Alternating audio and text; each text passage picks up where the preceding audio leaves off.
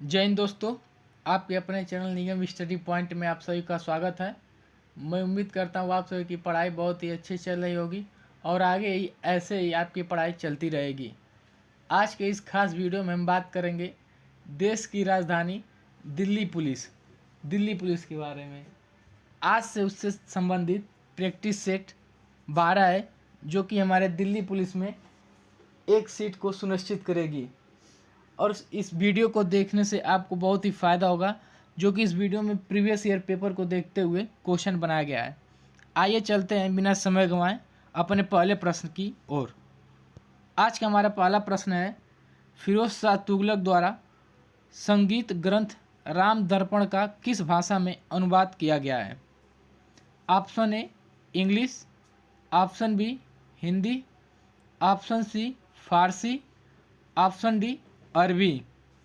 तो option number सी फारसी में फिरोज शाह तुगलक द्वारा संगीत ग्रंथ राम दर्पण का फारसी में अनुवाद किया गया है। अगला प्रश्न है हमारा, सल्तनत काल में राजस्व विभाग का प्रमुख कौन होता था? ऑप्शन नंबर ए बरीद ए सयाना, ऑप्शन बी बरीद ए मुबालिक, ऑप्शन सी खजीन और ऑप्शन डी वजीर। तो ऑप्शन नंबर डी वजीर। सल्तनत काल में वजीर राजस्व विभाग का प्रमुख होता था। अगर आपसे पूछ लिया जाए सल्तनत काल में कोषाध्यक्ष कौन होता था? कोषाध्यक्ष कौन होता था? तो खजीन होता था। ओके, सल्तनत काल में कोषाध्यक्ष खजीन होता था। अगर आपसे पूछ लिया जाए कि सल्तनत काल में गुप्तचर विभाग का प्रमुख कौन होता था? तो ऑप्शन नंबर बी बरीद ए मुमालिक। अगर आपसे पूछ लिया जाए सल्तनत काल में राजस्व विभाग का प्रमुख कौन होता था? तो वजीर। अगला क्वेश्चन है हमारा, सल्तनत काल में कोषाध्यक्ष कौन होता था? तो खजीन होता था। और अगला प्रश्न है, सल्तनत काल में गुप्तचर विभाग का प्रमुख कौन होता था? तो बरीद ए मुमालिक। ओके, अगला प्रश्न है हमारा, सल्तनत काल में तुर्क सरदारों ने सुल्तान की शक्ति को सीमित करने के लिए किस पद का सृजन किया था? ऑप्शन ए नायाब ए सरदार, ऑप्शन बी नायाब ए ममालिकत, ऑप्शन सी नायब ए मामूलिकत, ऑप्शन डी नायब ए खातून। तो ऑप्शन नंबर बी नायब ए ममालिकत। अगला प्रश्न है हमारा, अयोध्या में राम मंदिर का निर्माण किस शैली में किया गया है? ऑप्शन नंबर ए गोथिक शैली, ऑप्शन बी द्रविड़ शैली, ऑप्शन सी नागर शैली, ऑप्शन डी बेसर शैली। तो ऑप्शन नंबर सी नागर शैली में अयोध्या में राम मंदिर का निर्माण नागर शैली में किया गया है। अगर आपसे पूछ लिया जाए उत्तर भारत में कौन सी शैली का प्रयोग किया जाता है? तो नागर शैली का प्रयोग किया जाता है। ओके, अगर आपसे ये पूछ लिया जाए कि दक्षिण भारत में कौन सी शैली का प्रयोग किया जाता है? तो द्रविड़ शैली का। दक्षिण भारत में द्रविड़ शैली का प्रयोग किया जाता है और उत्तर भारत में नागर शैली का प्रयोग किया जाता है।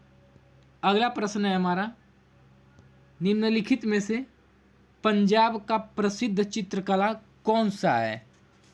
ऑप्शन ए फूलकारी चित्रकला, ऑप्शन बी कलमकारी चित्रकला, ऑप्शन सी रंगवाली चित्रकला और ऑप्शन डी काली घाट चित्रकला।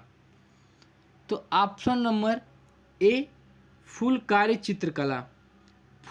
चित्रकला पंजाब का प्रसिद्ध चित्रकला है।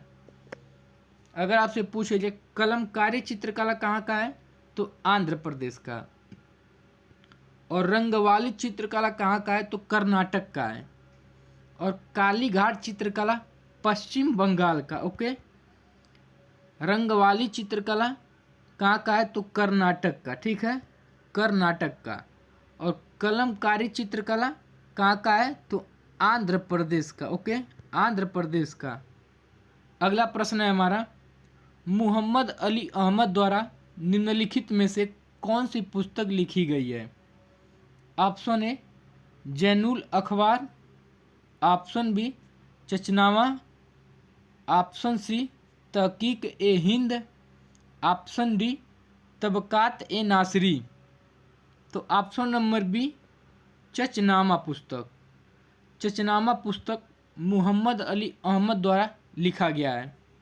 अगर आपसे पूछ लिया जाए तबकात ए नासरी पुस्तक किसके द्वारा लिखा गया है? तो मिनहाज अल सिराज द्वारा। ओके, अगला हमारा तहकीक ए हिंद पुस्तक किसके द्वारा लिखा गया है? तो अल बरूनी द्वारा। ओके, अल बरूनी द्वारा। अगर आपसे पूछ लिया जाए कि जैनुल अखबार किसके द्वारा लिखा गया है? तो अबू सईद द्वारा। ठीक है, अबू सईद। अगला प्रश्न है हमारा, संविधान सभा की द्वितीय बैठक कब हुई थी? ऑप्शन नंबर ए 11 दिसंबर 1946, ऑप्शन नंबर बी 13 दिसंबर 1946, ऑप्शन नंबर सी 15 दिसंबर 1946 और ऑप्शन डी 9 दिसंबर 1946। तो ऑप्शन ए 11 दिसंबर 1946 को संविधान सभा की द्वितीय बैठक हुई थी। अगर आपसे पूछ लिया जाए कहाँ पे हुआ था? तो दिल्ली में। अगर आपसे पूछा जाए संविधान सभा की द्वितीय बैठक का अध्यक्ष कौन था? तो डॉक्टर राजेंद्र प्रसाद ये अस्थाई अध्यक्ष। ठीक है, अस्थाई अध्यक्ष थे। अगला प्रश्न पूछ लिया जाए कि संविधान सभा की प्रथम बैठक कब हुई थी? तो 9 दिसंबर 1946 को। कब हुआ था? 9 दिसंबर 1946 को संविधान सभा की प्रथम बैठक हुई थी। कहाँ पर? दिल्ली में। अगर आपसे ये पूछ लिया जाए कि संविधान सभा का अध्यक्ष कौन था, संविधान सभा की प्रथम बैठक का अध्यक्ष कौन था? तो डॉक्टर सच्चिदानंद सिन्हा, जो कि ये अस्थाई अध्यक्ष थे। ठीक है, अस्थाई अध्यक्ष। संविधान सभा की प्रथम बैठक को मुस्लिम लीग ने बहिष्कार कर दिया था। ओके, अगर आपसे पूछ लिया जाए कि संविधान सभा की प्रथम बैठक में किसका शोक संदेश पढ़ा गया था? तो प्रसन्न दास का। ठीक है, प्रसन्न दास का शोक संदेश संविधान सभा की प्रथम बैठक में पढ़ा गया था और 211 सदस्यों ने भाग लिया था संविधान सभा की प्रथम बैठक में। ओके, अगला प्रश्न है हमारा, भारत सरकार द्वारा प्रधानमंत्री गरीब कल्याण अन्न योजना किस वर्ष लागू किया गया था? ऑप्शन ए 24 फरवरी 2019, ऑप्शन बी 26 मार्च 2020, ऑप्शन सी 12 सितंबर 2019, ऑप्शन डी 20 जून 2022। तो हमारा आंसर होगा ऑप्शन नंबर बी 26 मार्च 2020 को प्रधानमंत्री गरीब कल्याण अन्न योजना भारत सरकार द्वारा लागू किया गया था। अगर आपसे पूछ लिया जाए प्रधानमंत्री किसान सम्मान निधि योजना कब लागू किया गया था? तो 24 फरवरी 2019 को प्रधानमंत्री किसान सम्मान निधि योजना 24 फरवरी 2019 को लागू किया गया था। अगला प्रश्न है हमारा, चंद्रमा की पृथ्वी से अधिकतम दूरी को क्या कहा जाता है? तो ऑप्शन ए पेरिकोप, option B perigee, option C apogee और ऑप्शन डी नैरोजी। तो ऑप्शन नंबर सी एपोजी। जब चंद्रमा पृथ्वी से अधिकतम दूरी पर होता है तो उसे एपोजी कहा जाता है। ओके, अगर आपसे ये पूछ लिया जाए जब चंद्रमा पृथ्वी से न्यूनतम दूरी पर होता है तो क्या कहा जाता है? तो पेरिजी कहा जाता है। ठीक है, जब चंद्रमा अधिकतम दूरी पर हो तो एपोजी कहा जाता है। अगर चंद्रमा पृथ्वी से न्यूनतम दूरी पर हो तो पेरिजी कहा जाता है। अगर आपसे पूछ लिया जाए चंद्रमा की पृथ्वी से न्यूनतम दूरी को क्या कहा जाता है, तो पेरिजी कहा जाता है। ओके, अगला प्रश्न है हमारा, निम्नलिखित में से कौन सा स्थल एशिया महाद्वीप और यूरोप महाद्वीप दोनों में स्थित है? Option A Istanbul, option B Uzbekistan, option C Turkmenistan, option D Kazakhstan. तो option number A Istanbul. Istanbul Asia महाद्वीप और यूरोप महाद्वीप दोनों में स्थित है। इस्तांबुल किस देश का स्थान है, तो तुर्की का। ठीक है, तुर्की का इस्तांबुल है। अगर आपसे पूछ लिया जाए तुर्की की राजधानी अंकारा है। ठीक है, तुर्की की राजधानी अंकारा है। अगर पूछ लिया जाए तुर्की की मुद्रा क्या है, तो टर्की लीरा है। ठीक है, तुर्की की मुद्रा टर्की लीरा है। तुर्की अफीम की कृषि के लिए प्रसिद्ध है। ठीक है, तुर्की अफीम की खेती के लिए प्रसिद्ध है। तुर्की की राजधानी अंकारा है और तुर्की की राष्ट्रीय मुद्रा टर्की लीरा है। अगला प्रश्न है हमारा, विटामिन ए की खोज किस वर्ष किया गया था? Option A 1915, option B 1914, option C 1913 और ऑप्शन डी 1918। तो ऑप्शन नंबर सी 1913 में विटामिन ए की खोज 1913 में खोजा गया था। अगर आपसे पूछ लिया जाए विटामिन ए का रासायनिक नाम रेटिनॉल है। ठीक है, रेटिनॉल है। और विटामिन ए वसा में घुलनशील होता है। ठीक है, वसा में घुलनशील होता है। अगला क्वेश्चन है हमारा, निम्नलिखित में से मांसपेशियों का अध्ययन क्या कहलाता है? Option A chromatology, option B cosmology, option C orthology और ऑप्शन डी मायोलॉजी। तो ऑप्शन नंबर डी मायोलॉजी। मांसपेशियों का अध्ययन मायोलॉजी कहलाता है। अगर आपसे पूछ लिया जाए हड्डियों के जोड़ों का अध्ययन क्या कहलाता है, तो ऑर्थोलॉजी। हड्डियों के जोड़ों का अध्ययन ऑर्थोलॉजी कहलाता है। अगला हमारा, ब्रह्मांड का अध्ययन कॉस्मोलॉजी कहलाता है। ठीक है, ब्रह्मांड का अध्ययन कॉस्मोलॉजी कहलाता है। अगर आपसे पूछ लिया जाए विभिन्न रंगों का अध्ययन क्या कहलाता है, तो क्रोमेटोलॉजी। विभिन्न रंगों का अध्ययन क्या कहलाता है, क्रोमेटोलॉजी। अगला प्रश्न है हमारा, निम्नलिखित में से बिल्ली का वैज्ञानिक नाम क्या है? तो option A Triticum aestivum, option B Musca domestica, option C Felis catus और ऑप्शन डी होमोसेपियंस। तो option number C Felis catus. बिल्ली का वैज्ञानिक नाम फेलिस कैटस है।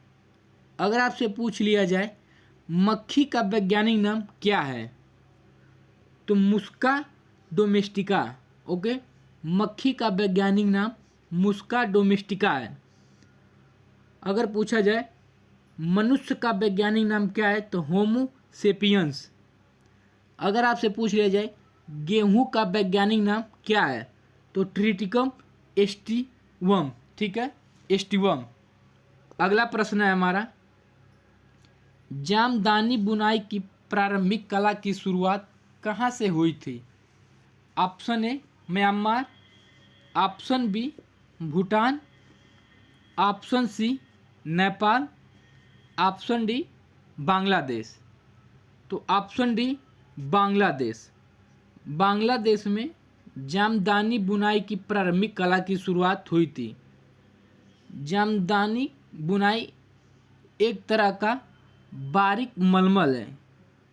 जामदानी बुनाई एक तरह का बारीक मलमल है जो कि इस पर करघे से सजावटी चिन्ह बुने जाते हैं। ठीक है, अगला प्रश्न है हमारा, निम्नलिखित में से बेतला राष्ट्रीय उद्यान किस राज्य में स्थित है? बेतला राष्ट्रीय उद्यान किस राज्य में स्थित है? Option A Telangana, option B Jharkhand, option C Andhra Pradesh और ऑप्शन डी पश्चिम बंगाल। तो option number B Jharkhand, Betla राष्ट्रीय उद्यान झारखंड में स्थित है। आगे है हमारे महत्वपूर्ण राष्ट्रीय उद्यान जो कि अन्य स्टेट में स्थित है। देखते हैं, केरल में स्थित राष्ट्रीय उद्यान एराविकुलम राष्ट्रीय उद्यान केरल में स्थित है। मथिकेतन शोला राष्ट्रीय उद्यान केरल में स्थित है। पेरियार राष्ट्रीय उद्यान केरल में स्थित है। अनामुडी शोला राष्ट्रीय उद्यान केरल में स्थित है। अगला हमारा महाराष्ट्र में स्थित राष्ट्रीय उद्यान चंदौली राष्ट्रीय उद्यान महाराष्ट्र में स्थित है। नवेगांव राष्ट्रीय उद्यान महाराष्ट्र में स्थित है। पेंच राष्ट्रीय उद्यान महाराष्ट्र में स्थित है। पेंच का वर्तमान नाम जवाहरलाल नेहरू है। ठीक है, अगर पूछ लिया जाए जवाहरलाल नेहरू राष्ट्रीय उद्यान कहाँ पर स्थित है तो महाराष्ट्र में स्थित है। अगला हमारा गुगामल राष्ट्रीय उद्यान महाराष्ट्र में स्थित है। अगला है हमारा असम से संबंधित रायमोना राष्ट्रीय national park, Raimona national park Assam में स्थित है। काजीरंगा राष्ट्रीय उद्यान असम में स्थित है और मानस राष्ट्रीय उद्यान असम में स्थित है और नामेरी राष्ट्रीय उद्यान असम में स्थित है। अगर वीडियो अच्छी लगी तो वीडियो को लाइक, कमेंट और शेयर और चैनल को सब्सक्राइब करना ना भूलें ताकि हमारी डेली का वीडियो आप तक पहुंचती रहे और आप अपनी पढ़ाई को बहुत ही बेहतर और उच्च लेवल पर ले जाएं। अगर वीडियो को शेयर करेंगे और अगला भी तैयारी कर सकता है। धन्यवाद।